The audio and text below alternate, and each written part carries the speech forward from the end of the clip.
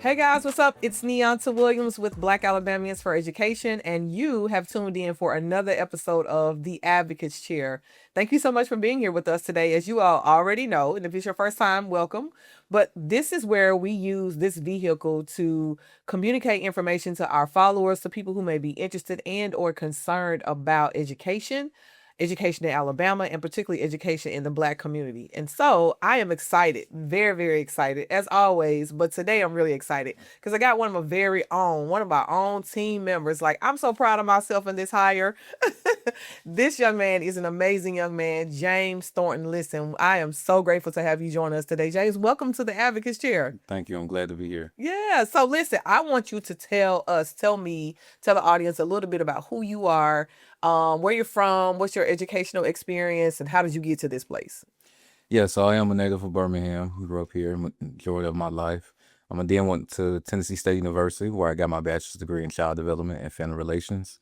I also have a master's in organizational leadership from the University of the Virgin Islands and currently pursuing a doctorate in educational leadership from Xavier University of Louisiana. So I am a former educator. I taught both kindergarten and high school. Currently, I work for the Black Alabamians for Education's family community organizer, as well as the employee partnership manager at the Birmingham Promise. Yeah, okay. Listen, we love Birmingham Promise.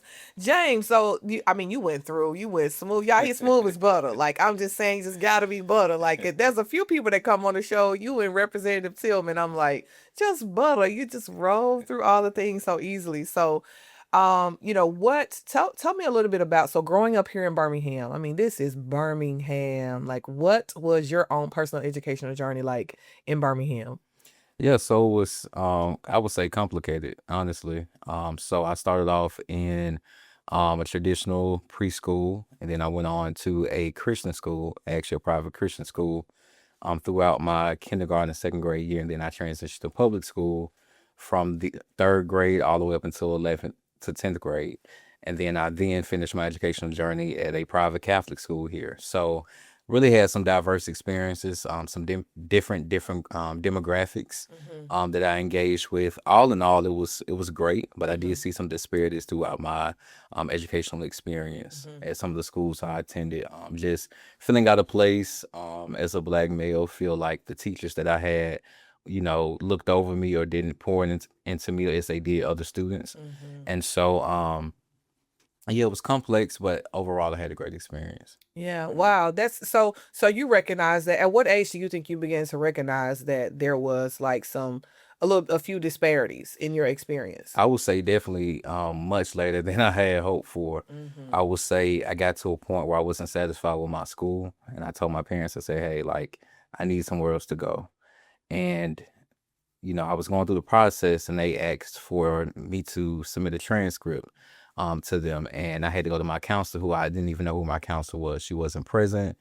She didn't meet with us regularly, and this is like second semester of my 10th grade year. And so throughout that experience, I mean, I learned what a transcript was, a GPA, like that wasn't the focus at that particular Wow. school. Wow. And so again, much later than I had hoped for, because I knew I always wanted to go to college and, pursue 4-year degrees. But one of the biggest things for me was seeing where the seniors for like the last 2 years were going. Most of them were like local colleges or 2-year institutions. And I knew I wanted to go out of state for one, and then go to a 4-year university. And the majority of students were not going there. And so I was like, I need a place that's going to get me there. And so I would say definitely my 10th grade years when I had that wake up call. Wow. Yeah. Yeah. That was probably no, that wasn't my experience. Not 10th grade year. I actually had some really solid, and not some, but a really solid counselor. But when you just think about, this month is National Counselors Association month. And so just recognizing the role of what counselors do is so Right. important. I feel like there was a time in the last several years where school counselors, who were really those academic sort of guidance individuals that would direct you into what are you going to do after high school, has really turned into disciplinarians. Hmm. And in some cases, in some places across the country, they really turned into therapists because of some of the trauma that some of our students are experiencing in the communities that kind of trickle over into the schools. And so it definitely has an impact on what they're able to do. But shout out to the counselors for the work that they do, especially the Absolutely. counselors that are doing Definitely. a really, really good job. And so you have that experience as a 10th grade, and like you said, that wasn't intentional for you to learn about GPAs, resumes, and those kinds of things, but it Right. ended up happening. And then how did you end up choosing the Tennessee State University? The illustrious Tennessee The State illustrious. Let me University. correct it. Well, yeah, my first choice honestly was Howard. Okay. And then I was definitely set on going to Howard. And my uncle, who attended TSU, he lived in Nashville, and he was like, "Hey, man, come up here and visit." And I kept blowing him off. And then one summer I went, and the moment I stepped foot on campus, I was like, "This is home for me." Yeah. I mean, it was out of state, but also close enough to get home back and forth if I needed to. I really had that family atmosphere. And then even I had people within my school who was like, if you want to go to TSU, I have the connections. I have, some resources. And I had people in my high school that were actually calling down to TSU, make sure they had my house and my financial aid. And so the whole process was just seamless. And so I got engaged even with the Birmingham alumni chapter for TSU in my junior year of high school.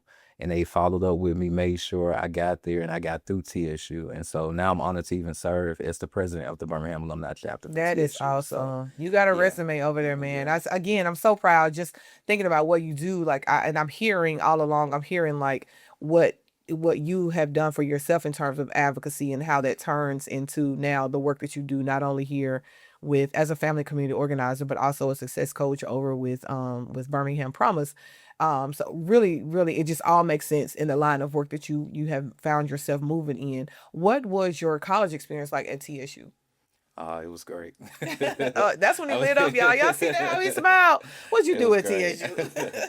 I mean, I was very active in at TSU. I mean, just from day one, like the support, the family environment, even from, like my dorm hall, and I was like really, really close. I made lifelong friendships. My wife attended TSU while I attended TSU, although we didn't connect to after. But I mean, I sang in the choir. I was able to sing on some recordings for some known artists and be able to travel. And so just really leadership development. I mean, so many different organizations that poured into me, and I loved my experience. It was cut short due to COVID. So I always grieve that the year and a half that I lost, but I give everything to TSU. Yeah. I love that. I think, that is really not just your experience, but just the college experience. And I think you and I both will recognize that not every student is going to go to college. Right. But I can say that a college experience does propel you into places where you would do things you wouldn't normally do. You're going to be exposed to people you wouldn't normally be exposed to. And it really allows you, for me, it allowed me to tap into like the leader that's within me. And I think that is what we get at our HBCUs, especially if we go and we get involved. So you obtain a degree in education. Yes, child And so development. Yeah. early childhood education. And so you have taught, you said, in both elementary and high school. So what was that? Now that's because I want to get into like this advocacy piece and like tying it into like what does it mean and how does that fuel, like being a former classroom teacher, how does that fuel your work around being a family and community organizer and then a success coach? Well, my family was definitely heavily rooted in education. My mom was a teacher, my dad worked in higher ed. And so I shied away from it, honestly. I didn't think I would ever get into being a teacher. So I came to TSU with being a business major. And then I got to my sophomore year and was like, I hate this. Yeah. And I was like, I don't need a degree to operate a business. And I said, if I'm going to college and I'm taking out student loans, let me get a degree in something I actually need a degree for. And so that was teaching. And so became a kindergarten teacher, and solely because I didn't see a lot of representation of black males within the school, unless they were coaches. I mean, even from a middle school, high school standpoint, I didn't get my first black male teacher until I got to college. And so I really decided and thought through what would it be like to have a student, a young male who is in elementary school, to have that good representation throughout. That's good. That's good. That's good. We're going to come back to that. Listen, y'all, I'm sitting here with James Thornton, our family community organizer with Black Alabamians for Education, and we are right here on the Advocates Chair. We'll be right back.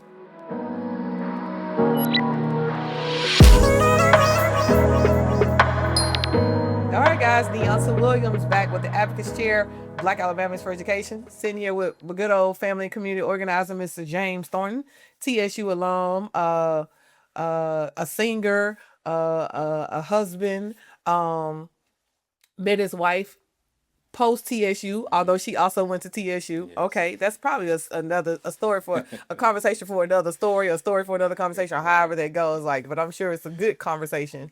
But so James, I love how you were when we left off. You were talking about recognizing that you had not had a black male figure educator in front of you until you got to college. So that is 13 years, 13 plus years. You know, like your pre-K, kindergarten through 12th grade experience, never seeing a black male teacher unless it was something in athletics, get to college, and then you recognize, like, you know what, I want to go and be an elementary, or in fact, elementary, kindergarten school teacher so that little children that look like me can see someone like me. That's so powerful, so powerful. So when and how did you pivot from elementary, pre-K into high school?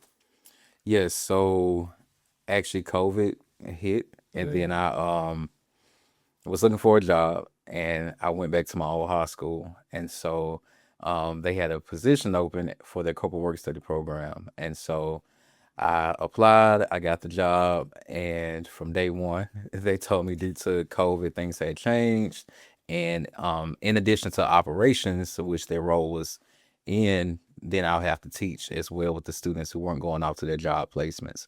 So it was 9th through 12th grade, basically teaching them their professional development, their resume building, those soft skills. And so, but that took up most of my day. So I was more of a teacher than I was the operations role, which it was intended for. So I never had intention to go into high school and teach, but it was rewarding. I loved it. And so I actually left high school and went to kindergarten because Okay. that's where my heart was. And so I said, well, I'm in here now. Let me go to where actually I feel like my placement is, which was elementary school. Yeah, I love that. I love that. And I really I want to fast forward to you now working with us as a family and community organizer. I think though your background and your educational, personal educational experience and your work experience is key because it is what brings sort of the heart of who you are and what you do and the integrity and the perfection of how you perform here. And it's not a performance, but how you work here as a family and community organizer. So I want to ask you this question. What does being a family and community organizer actually mean in practice? Wow. I would say definitely being able to be personable and meet people where they are. I actually got exposed to this type of work through my mom, who used to teach parents how to prepare their child before they went off to grade school. And so I would see her traveling across the city, and I'm talking about even from housing communities to, downtown areas, more, affluent communities. And so to tie into my work, I saw that growing up, and I tried to use that same approach as meeting people where they are, especially when it comes to, our black families who are in need. And just being that individual. And it comes a little bit different, especially being a male in the field, because you don't see that often in terms of grassroots organizing, especially when it comes to education. And so I feel like I bring a different perspective. And then especially when I'm connecting with even the young boys who may be with their parent that's getting the information, being able to connect with them on a different level and be able to pour into them as well. Yeah, that is so true. That is so true. I would ask, so what do you think you learned about black families, particularly black families, that people outside of the communities often miss out on? I think people often miss out. Like, we want the information. We want to, have not only a seat at the table, but actually an opinion at the table, have a voice at the table as well. And so I think external people may think that, we're just trying to stay where we are or we're comfortable. And it's not necessarily the case. And it should not be the assumption. And so whenever I encounter the family, I mean, they soak all of our information in. They're really engaged. They want to learn more. How do I get involved? And we give them a completely new take and perspective on, some things they've already been considering and thinking about. And so it's important to know that, listen, we want more and we Yeah. want better for our kids. Yeah, that's good. When we were forming Black Alabamians for Education, and we talked about our mission, like it is really those three words of equipping, informing, and empowering is so important to us because it really is, to your point, like most of the time your engagement with people in the community, they already know something, right? There's always sort of like this gut feeling, the intuition that's like, there's something I need to be doing. There's more I need to know. There has to be a solution to, or there has to be something that's involved with it. So how do I get access to that information? And so for us to be able to serve as that entity to equip, inform, and empower, it's really critical in that. As I'm talking, I'm also thinking about, is there a story or a situation or an encounter that you've had with a family that really resonates with you along this journey where they've been empowered to do something, or to advocate on behalf of their child or children? Absolutely. I think every time I engage families, there's something. I'll say most recently, um, doing one of our presentations, which is building a win-win relationship with your child's teacher. Really taking a parent who had a skewed viewpoint of their child's teacher and being able to give her some practical tools to use to just better their relationship.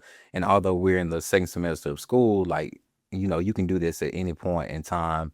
And so she really valued the information and really took that to heart, and implementing it with their relationship with her child's teacher. So, I mean, we have those moments and those wins all the time, but I'll say most recently that has been a really good highlight to her say, I've got these tools. Thank you so much. Yeah. I'm going to apply this because I've been having a challenging experience with this particular teacher. Yeah, that's good. I'm glad you shared that kind of story because it reminds me of like even my organizing days, which I feel like I still like to organize every day, but it actually gives fuel to the work. Right. Like sometimes this work is hard. It is very hard. Like it is not easy to go out and to engage. And then also, unfortunately, education and in the Black community is such a controversial conversation, and it shouldn't be. Every child should have access to a quality education despite the delivery system. The system should be a quality system. The realities are not every system is, and some systems are, but they have some nuts and bolts in places that are not working. But we take a lot of bullets for being out here advocating for families who look like us. But that's what advocacy is at the same time. So, it just is what it is when it comes to being a part of that work. You just gave an example, and I was about to ask this question, like, how do you help parents move from frustration to action? But you really just gave a great example of that. So let me ask you this, why is collective organizing more powerful than individual advocacy? It's kind of cliche, but we work better together. I mean, if we are really join hands and we're able to make one cover more ground and then make more impact. Yeah. So it's important that, I mean, we share our resources. All of us have different perspectives, experiences, resources. And once we put all those together in that bucket, I mean, we really can create something and make change. Yeah, that's good. What do you think of some of the barriers to like why we seem to lack the ability to kind of collectively organize? I would say, well, honestly, it's by design. I mean, That's it's good. Say systematic. more. I mean, it's systematic. I mean, I think we live in a world and a construct that wants to keep us down. And I mean, we've made great progress over the years, but we still have so much further to go.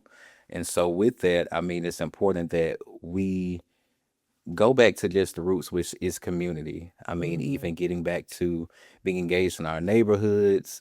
I mean, getting engaged in schools. I mean, it really starts locally. I mean, it's not something that has to be this grand scheme of things, but really just doing the small work Yeah. for that impact. And I mean, just take it day by day and one step at a time. But definitely systematic. I would also say just the exposure piece. I mean, from external factors as well. They're going to make sure that they give their resources to who they want to give them to. And we have to do the same for ourselves as well. Yeah. If we have the information, if we have the resources regarding whatever it is, we need to make sure that we share it with our brothers and sisters as well. Yeah, no, that's good. That's good. Listen, y'all, Neonta Williams sitting here with James Thornton, our family community organizer with Black Alabamians for Education.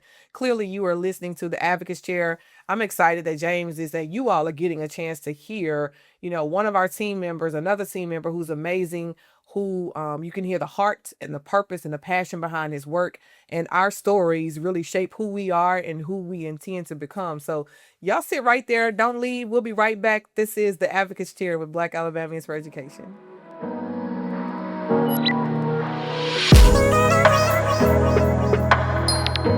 Guys, it's Neonta Williams. I'm back. We're back with the Advocates Chair. And of course, you know, the vehicle is Black Alabamians for Education. Sitting here with James Thornton, our family community organizer. Big James. I see you got your old mega side. Roots to the good bros. Okay, you heard the roots to the good bros. Ooh, to the sunrise. Okay. I'm one for real. Don't play. Okay. Like, because be like, did she just say that sitting up there with all that green on? Listen, every color I wear is faded crimson. Let's not do that. It's faded crimson and cream. James, man, listen. So, I told you, I'm so for real. I'm so grateful to have you a part of the squad, like all the things. So that's what we get back into it because we were talking about like the difficulties of what I was getting ready to talk about, the difficulties of organizing. All right, so listen, James. Okay, all right. So you had already kind of shared some of those barriers to why our communities have lack of access to information. But I think my next question is really around like aside from some barriers, like what are some of those systemic barriers, like things that systematically have been in place for such a long time that's created barriers for the Black community to get access to information? What are some of those things that have been in place and that you see still in place today when you're organizing? Yeah, I mean it's so many. I don't think we have enough time to discuss them all, but I would say definitely even school systems and how they're designed. I mean, even curriculums and how they're chosen. Even to take it a step further, when it comes to our communities in which we live in, I mean, there's more money and resources poured into those who may make a certain amount of money or those who live in a particular neighborhood. And then our historic Black communities that we've held on to and tried to nourish, are often forget about. And so those are just a few, but I also think, I mean, you have so many transportation resources, even those who need resources for their children and affordable housing, adequate child care. I mean, it's just really, it's so many, but those are some Yeah, to name a yeah. few. I agree with you. Again, we're having this dialogue, this conversation. I agree with you, but I also think like we have some internal barriers within our community as Blacks. Like we have a tendency to sort of get connected to the way the system has operated and think that's the only way that we can function and move forward. And so that's why, oftentimes you hear me talk about these delivery systems of education because we've got, charters, we've got public, traditional public, we've got private, we've got homeschool, virtual school, blended school options, and then we also have the resources through the Accountability Act, the Choose Act, and the Alabama School Choice and Student Opportunity Act that affords access to different ways for your child to be educated. But from a systemic standpoint in our community, we have only accessed the local neighborhood schools. And so Alabama is so antiquated anyway because we have to go to school based on our zip codes. And if I live in a district, if I live in a community, it's not a district, but if I live in a community where maybe the schools haven't met my needs, or to your point, the resources, maybe the resources aren't there. Maybe I live in a community where there's not a library. And because we know that's a real thing, Right. and libraries don't have access to resources, and maybe I don't have access to the internet. Like there are things that we need to function on a day-to-day basis that we don't necessarily have. And so these are systemic barriers that Right. exist in our community. And oftentimes what we do, and I say we because we're Black African Americans, we find a workaround, but we're still lacking some of those things that we need. And so I asked that question, but I've been wanting to answer it myself too, just because I just think about all these barriers and things that exist, in our families, and it really causes like when it for me taking it back to like it's hard to organize. That makes it hard. That makes it part of being the hard to organize piece because sometimes we don't show up. Right. Sometimes also when we do, because we're gonna get to the real, like sometimes when we do show up, we're always expecting that we're gonna get something out of it, like, a gift card or something. And we don't mind doing that. Like that's a Right. part of what we do in the work that we do. But we also should know as a community and in the community should know that sometimes you have to go for the information because you're trying to get something that will afford your children to end up becoming economically independent adults. And that's the vision, right? That they Right. are economically independent adults. So, getting back to my questions and off my soapbox, how does the work here at Black Alabamians go beyond information sharing and move into power building?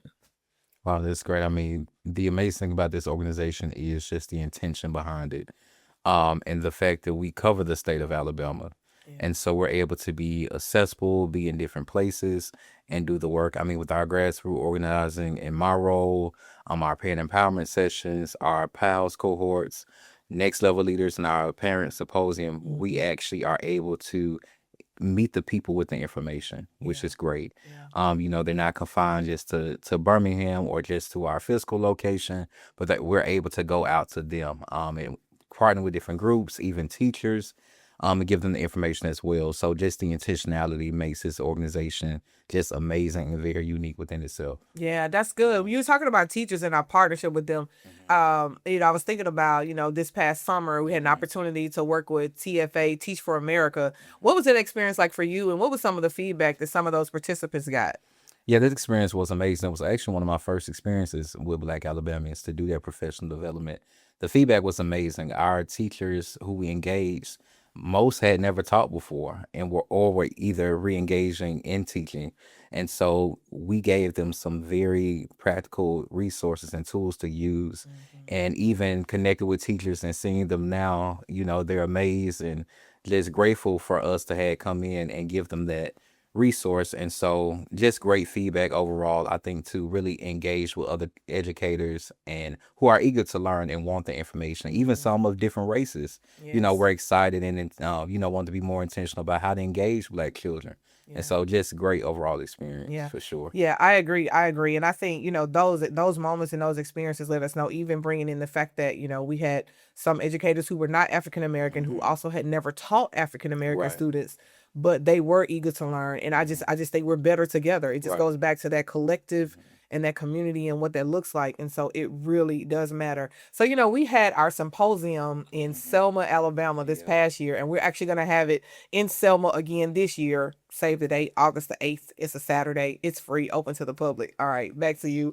I wanted to ask you, we went down and we did a lot of engagement on the ground. So Selma is a rural community. And so my question is like, how did you see any differences in organizing rural communities versus here in urban spaces across Alabama?